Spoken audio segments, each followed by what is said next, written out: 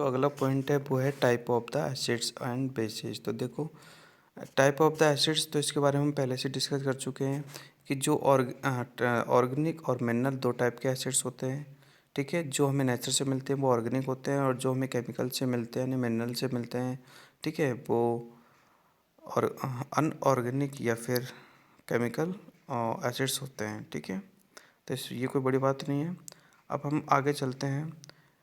देखो हमारे जो एसिड्स होते हैं और बेसिस होते हैं वो दो टाइप के और होते हैं। एक तो होता है कॉन्सनट्रेटेड एसिड, एक होता है डिलेट एसिड। अब देखो कॉन्सनट्रेटेड एसिड और डिलेट एसिड क्या होंगे, तो ये भी बहुत ही ज़्यादा सिंपल है समझने के लिए। तो देखो hydrochloric acid consist of hydrogen chloride gas dissolve in the small quantity of water, it is known as the concentrated hydrochloric acid. ठीक है, अगर आपको इसकी लैंग्वेज को पढ़ने से समझ नहीं आ रहा है तो मेरी बात ध्यान से सुनो कि अगर मान लीजिए किसी सॉल्यूशन में एसिड की क्वांटिटी कम होगी, है ना, एसिड जो कंपोनेंट है उसकी क्वांटिटी कम होगी और पानी की क्वांटिटी ज़्यादा होगी। ठीक है, ध्यान से सुनना, पानी की क्वांटिटी ज़्यादा होगी यानी कि वाटर की क्वांटिटी ज़्यादा होगी और एसिड की क्वांटिटी कम होगी, तो उसे हम बोलेंगे कंसनट्रेटेड एसिड। और अगर पानी की क्वांटिटी, मैंने उल्टा बोल दिया शायद, हाँ, एसिड की क्वांटिटी ज़्यादा होगी और पानी की क्वांटिटी कम होगी तो बोलेंगे कंसनट्रेटेड। और अगर पानी की क्वांटिटी ज़्यादा होगी और एसिड की क्वांटिटी कम होगी तो उसको बोलेंगे डिलेट। बस ये डिफरेंस है इनमें। ठीक है, डिलेट एसिड क्या होगा, जिसमें पानी की क्वांटिटी ज़्यादा होगी। कंसनट्रेटेड एसिड क्या होगा, जिसमें पानी की क्वांटिटी कम होगी। बस, ठीक है, यानी कि पानी की स्ट्रेंथ इसमें ज़्यादा होगी डिलेट में और एसिड में, और कंसनट्रेटेड एसिड में एसिड की स्ट्रेंथ ज़्यादा होगी। बस ये डिफरेंस है मेनली। ठीक है, एन एसिड इज कंसनट्रेटेड और delete depending on the amount of the water present in it. ध्यान देना, ये जो लाइन लिख रही है ना कि कोई भी जो सॉल्यूशन है वो कंसनट्रेटेड होगा या फिर डिलीट होगा, ये डिपेंड करता है उसके अमाउंट और वाटर पे। बस डिलीट में अमाउंट, वाटर का अमाउंट ज़्यादा होता है और कंसनट्रेटेड में वाटर का अमाउंट कम होता है। ठीक है, तो ये लाइन आपके लिए इम्पोर्टेंट है, जो मैंने समझाया वो तो बहुत ही ज़्यादा इम्पोर्टेंट है। अब बात करते हैं आगे प्रॉपर्टीज ऑफ एसिड्स के बारे में कि एसिड्स की प्रॉपर्टीज होती क्या है बेसिकली। ठीक है, तो ये भी इम्पोर्टेंट है, ध्यान से सुनना। देखो एसिड की पहली प्रॉपर्टी होती है कि एसिड जो होते हैं टेस्ट में श्योर होते हैं, वो हम पढ़ चुके हैं। एसिड जो होते हैं, देखो ध्यान से, मैंने बताया था आपको, ब्लू लिटमस को किस में कन्वर्ट कर देते हैं, रेड में कन्वर्ट कर देते हैं। ये दूसरी प्रॉपर्टी आपकी। तीसरी प्रॉपर्टी है कि ऑल एसिड्स जो होते हैं ना वो conduct electricity. Electricity conduct, conduct का मतलब है जितने भी एसिड्स होते हैं वो इलेक्ट्रिसिटी को कंडक्ट करते हैं, इलेक्ट्रिसिटी जो होती है उनमें फ्लो होती है। ठीक है, और थर्ड पॉइंट ये आपका हो गया। फोर्थ पॉइंट आपका है कि acids are corrosive in nature, यानी कि एसिड जो होते हैं कोरोजिव होते हैं। कोरोजिव का मतलब है कि एक तरह से जंग लगाते हैं। ठीक है, strong acid and can distort paper, cloth और wood. Acid also corrode metals such as iron और एल्यूमिनियम, यानी कि एसिड जो होते हैं वो मेटल्स को कोरोज करते हैं या फिर हम बोल सकते हैं कि जंग लगाते हैं। ठीक है, और ये काम कौन करते हैं, ये काम ज़्यादातर स्ट्रॉन्ग एसिड्स करते हैं। ठीक है, जो वीक एसिड्स होते हैं यानी कि ऑर्गेनिक एसिड्स होते हैं वो ये काम नहीं करते। ओके, अब देखो कि एसिड्स जो होते हैं कोरोजिव होते हैं मेटल्स के लिए, इसलिए हम एसिड्स को जो है हम मेटल के कंटेनर में कभी भी नहीं रखते। ठीक है, और इन्हें हमें हमेशा हमेशा ग्लास के कंटेनर में रखते हैं। Minerals acid expressed carbonic acid, ठीक है, cause Burns on the screen and skin and therefore should be handle very carefully. यानी कि जो मिनरल एसिड होते हैं ना, एसिड तो इतने स्ट्रॉन्ग नहीं होते, आपको पता है। ठीक है, इसलिए उनकी रिएक्शन ज़्यादा स्ट्रॉन्ग नहीं होती, बट मिनरल से जो एसिड्स होते हैं वो बहुत ज़्यादा स्ट्रॉन्ग होते हैं, इसलिए उन्हें केयरफुली हैंडल करना पड़ता है। ठीक है, सावधानी से। Acids are soluble in water, ध्यान देना, acids are soluble in water when an acid is dissolve in water a dilute solution of acid is formed. यानी कि जब किसी हम एसिड को पानी में अगर डिसॉल्व करते हैं तो हमें डिलीट एसिड मिलता है। And heat is given out, और हीट तो प्रोड्यूस होगी ही, जब भी कोई रिएक्शन होगी ज़्यादातर हीट प्रोड्यूस होगी।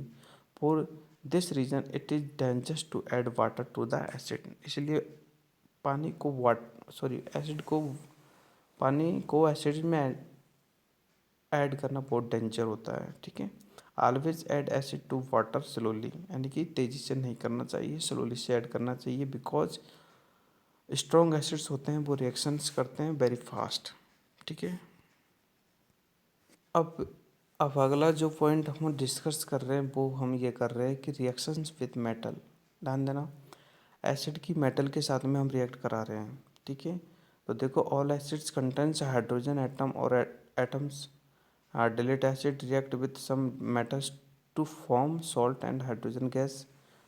ठीक है, the metals replace the hydrogen acid to the form salt. ध्यान देना कि जब भी कोई मेटल एसिड के साथ में रिएक्ट करेगा, ठीक है, तो वो सॉल्ट देगा और हाइड्रोजन गैस को प्रोड्यूस करेगा। ठीक है, अब जैसे आपको यहाँ पर दिखा रखा है एग्जांपल में, समझो इस चीज़ को कि हमने मैग्नीशियम ले लिया। मैग्नीशियम एक मेटल है, उसको हमने रिएक्ट कराया हाइड्रोक्लोरिक एसिड यानी कि HCl के साथ में। ठीक है, ओके, तो हमें मिला है MgCl2 और H2। ध्यान देना, ये दोनों रिएक्टेंट है क्योंकि रिएक्शन में पार्ट ले रहे हैं, और ये जो हमारा मिला है ये हमारा क्या है, प्रोडक्ट है, क्योंकि ये हमें रिएक्शन के बाद मिला है। ठीक है, अब देखो इसमें हुआ क्या है, बहुत ही सिंपल है। Mg तो लग गया Cl के साथ में तो बन गया MgCl2, और बाकी का 2H बन गया। 2H का मतलब है हाइड्रोजन गैस रिलीज हो गई। ठीक है, तो जब भी कोई मेटल एसिड के साथ में रिएक्ट करेगा तो सॉल्ट बनेगा और हाइड्रोजन गैस जो है रिलीज होगी। सॉल्ट क्या है यहाँ पर सॉल्ट है MgCl2। ठीक है, अगला एग्जांपल दे तो देख लो आप, Zn जो है एक मेटल, वो रिएक्ट कर रहा है H2SO4 यानी कि सल्फ्यूरिक एसिड के साथ में।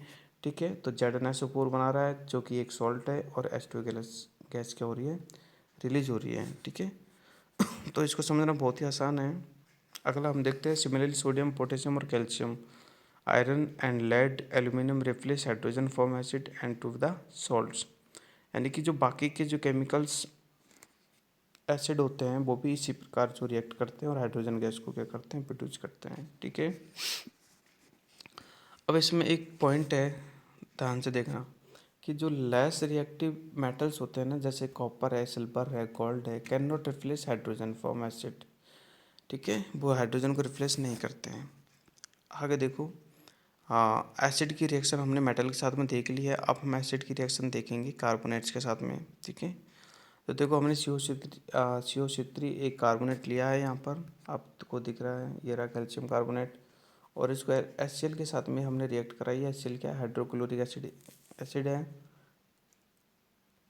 तो हमें CaCl2 यानी कि कैल्शियम क्लोराइड मिलता है, और वाटर मिलता है, और CO2 मिलता है। तो ये आपको ध्यान रखना है कि कार्बोनेट के साथ में रिएक्शन होगी तो हमेशा सॉल्ट प्लस में वाटर प्लस में CO2, ये सॉल्ट है, ये वाटर है, और ये CO2, ये तीन चीज़ें रिलीज हो गई।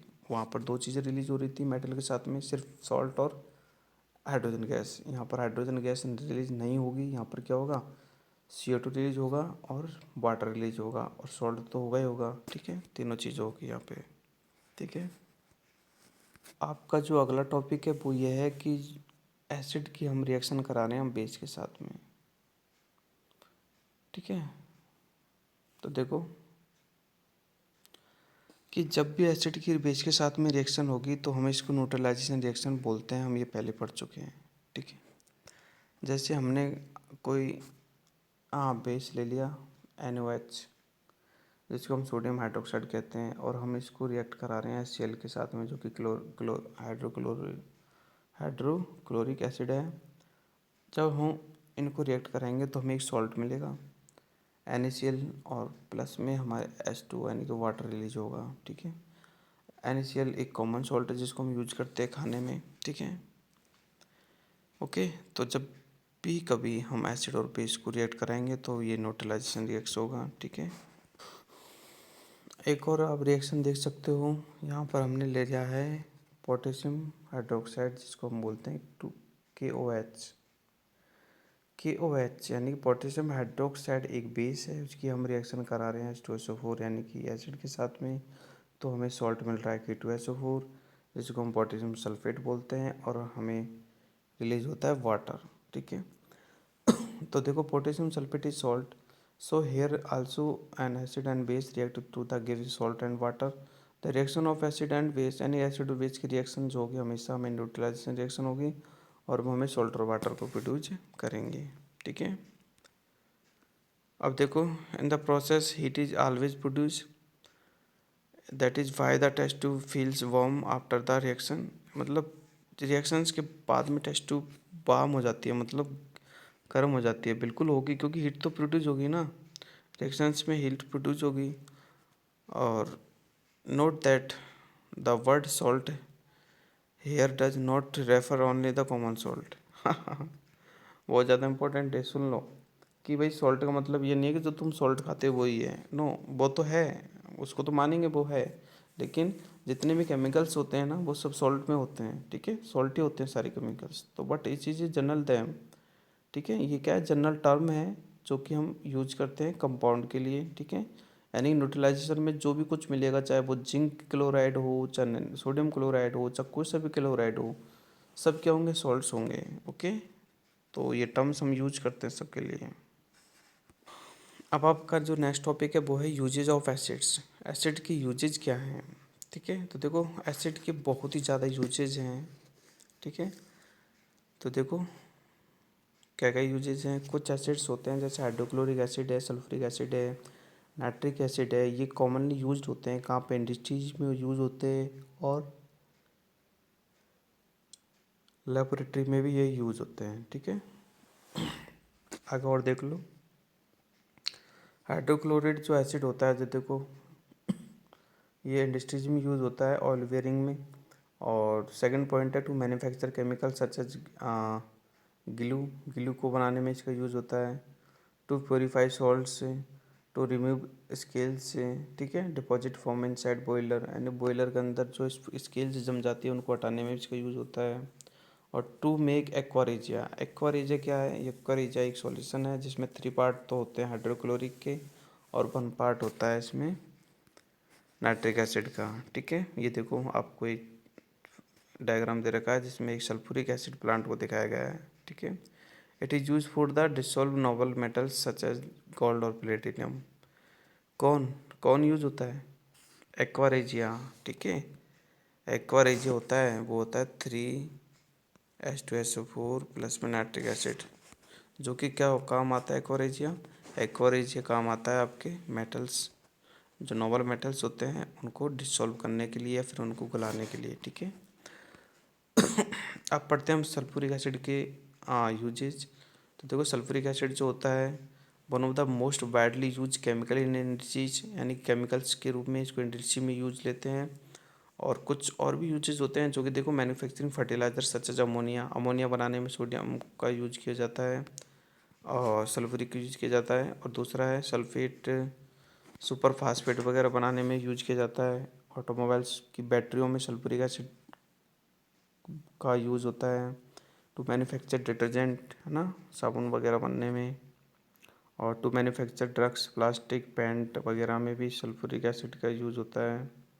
To manufacture several chemical such as देखो कॉपर सल्फेट, एप्सम सॉल्ट। और टेक्सटाइल इंडस्ट्रीज यानी कपड़ों की जो इंडस्ट्रीज होती है उसमें भी हम सल्फ्यूरिक एसिड का यूज करते हैं, ठीक है। आगे देखते हैं नाइट्रिक एसिड, ये भी एक एसिड है, इसका भी काफ़ी ज़्यादा यूज है। तो देखो पहला है मैन्युफैक्चरिंग फर्टिलाइज़र, अमोनियक फर्टिलाइज़र में नाइट्रिक का यूज होता है। और दूसरा है मैन्युफैक्चरिंग एक्सप्लोसिव, बिल्कुल TNT, यानी कि जिसको बोलते हैं ट्राई नाइट्रो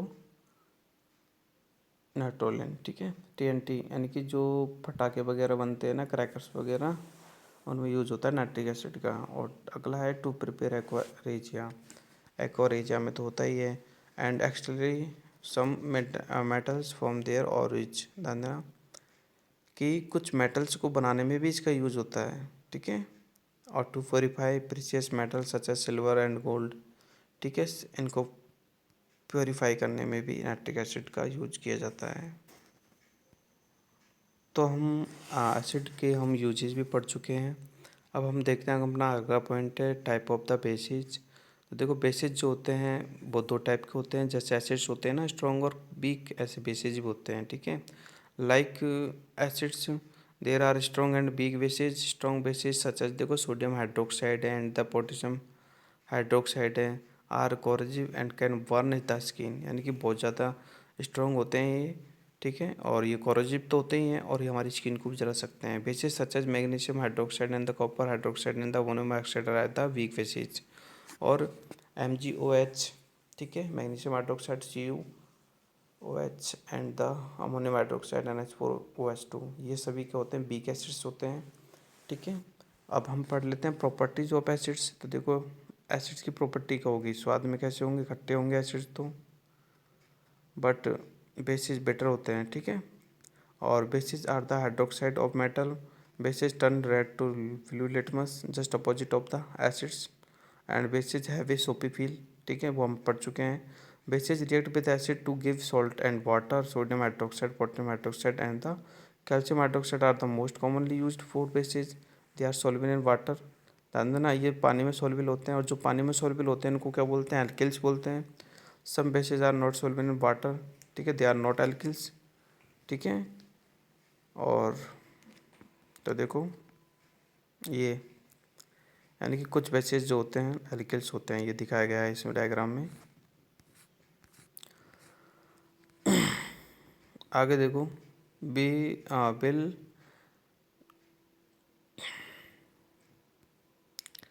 अब कुछ रिएक्शंस देख लेते हैं बेसिस की। तो देखो रिएक्शन विद एसिड्स तो आपको पता ही है, हम पहले पढ़ चुके हैं, इसको हम नहीं पढ़ेंगे क्योंकि एसिड्स के साथ में अगर बेसिस की रिएक्शन करेंगे तो आपको पता है न्यूट्रलाइजेशन होगा, ठीक है। और ये आपको जो रिएक्शन दे रखी है न्यूट्रलाइजेशन की रिएक्शन दे रखी है, और न्यूट्रलाइजेशन में क्या मिलता है आपको पता है, न्यूट्रलाइजेशन होता है जब सॉल्ट प्लस वाटर मिलता है। तो देखो आपको NH4OH यानी अमोनियम हाइड्रोक्साइड की रिएक्शन कराई है HCl के साथ में, ये आपका बेस है, ये आपका एसिड है, और आपको मिल रहा है सॉल्ट और प्लस में वाटर। ऐसे आपका ये भी एक बेस है, ये भी आपका एसिड है, आपको सॉल्ट मिल रहा है और वाटर मिल रहा है, ठीक है। ये आयरन हाइड्रोक्साइड है जो Fe होता है, ठीक है। और नेक्स्ट जो आपकी टॉपिक है वो है यूजेज ऑफ बेस। जैसे हमने एसिड की यूजेज पढ़े थे ना, हम इनके भी यूजेज पढ़ लेते हैं, ठीक है। ये भी हमारे लिए बहुत ज़्यादा इम्पोर्टेंट है।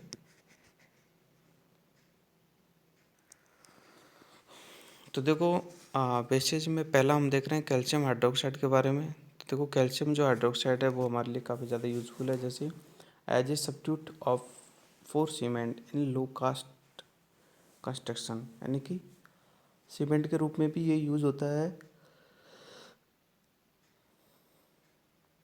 दूसरा है वाइट वॉशिंग बिल्डिंग, ठीक है, और मैन्युफैक्चरिंग ब्लीचिंग पाउडर। अगला पॉइंट है आपका for neutralization acidity of soil, soil की एसिडिटी को कम करने के लिए भी इसका यूज करते हैं, ठीक है। कभी कभी क्या होता है मिट्टी में एसिड की क्वांटिटी ज़्यादा हो जाती है, तो इसको न्यूट्रलाइजेशन करने के लिए सोडियम हाइड्रोक्साइड को मिलाया जाता है ताकि वो एसिड की क्वांटिटी वहाँ पर कम हो जाए।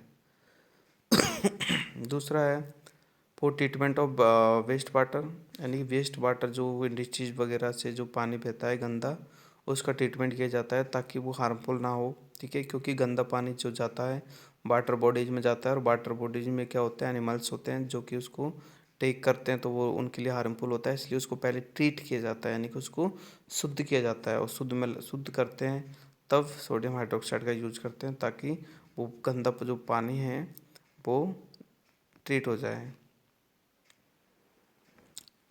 ठीक है। कैल्शियम हाइड्रोक्साइड का यूज करते हैं। आगे हम पढ़ते हैं सोडियम हाइड्रोक्साइड। तो देखो sodium hydroxide is commonly known as the caustic soda, बिल्कुल सही बात है। और कास्टिक सोडा का यूज किया जाता है डिटर्जेंट बनाने के लिए, ठीक है ना। डिटर्जेंट जैसे साबुन वगैरह होते हैं या फिर आपका डिटर्जेंट पाउडर होता है, वो भी कास्टिक सोडा के द्वारा बनता है। मैन्युफैक्चरिंग सोप टू मैन्युफैक्चरिंग सर्बल इंडस्ट्रीज केमिकल सच एज देखो sodium hypochlorate and to manufacture paper rayon textile, काफ़ी सारी जो इंडस्ट्रीज होती है जिनमें इनका यूज किया जाता है। फिर बात करते हैं ammonium hydroxide, this is also a base and its uses for देखो first manufacturing fertiliser such as ammonia and to manufacture nylons, यानी प्लास्टिक के मैन्युफैक्चर में इसका यूज किया जाता है। डाई वगैरह है, एज इंक रिमूवर है, ठीक है, इनमें भी इनका यूज किया जाता है। अब पढ़ते हैं हम कुछ अदर बेसिस के बारे में। तो देखो अदर बेसिस में क्या आएंगे, hydrochloric acid present in our stomach, बिल्कुल सही बात है, हमारे स्टोमक में हाइड्रोक्लोरिक एसिड होता है जो कि डाइजेशन की प्रोसेस को कंप्लीट करता है।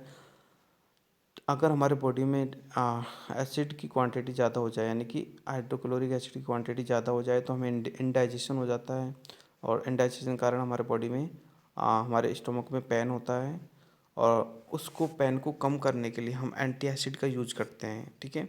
अब एंटी एसिड कोई भी हो सकता है, यहाँ पर आपको बता रहा है मैग्नीशियम हाइड्रोक्साइड यूज करते हैं, बिल्कुल सही है, ठीक है। एंटी एसिड क्या करते हैं, उस बेस के साथ में, यानी कि जो आपका बॉडी से जो स्टोमक में जो बेस रिलीज जो हाइड्रोक्लोरिक एसिड, उसके साथ में ये रिएक्ट करेगा, और रिएक्ट करके वो आपके क्या कर देगा, न्यूट्रलाइजेशन प्रोसेस करेगा, जिसके कारण आपका जो है एसिडिटी फिनिश हो जाएगा।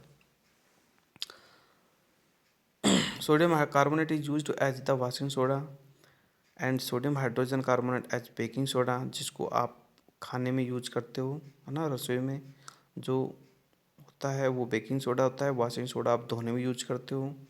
Baking soda is also use to treat ant sting, ठीक है। आंट स्टिंग का मतलब है चींटी जब काटती है तो आपके जो फॉर्मिक एसिड वो आपके बॉडी में छोड़ती है, उसको ट्रीट करने के लिए, उसको सही करने के लिए हम उस पर बेकिंग सोडा लगा सकते हैं, और उससे हमारे काफ़ी फ़ायदा मिलता है। बैन and ant sting it inject formic acid into your skin, अभी बताया मैंने आपको, तो हमारी स्किन पे इरिटेटेड होता है, और बेकिंग सोडा के लगाने से वो क्या हो जाता है, हमें रिलीफ मिल जाता है, ठीक है। तो ये कुछ बेसिस के हमारे यूजेस थे, और इसी के साथ आई थिंक आपका चैप्टर भी फिनिश होता है, बट आपका चैप्टर भी फिनिश नहीं होता है।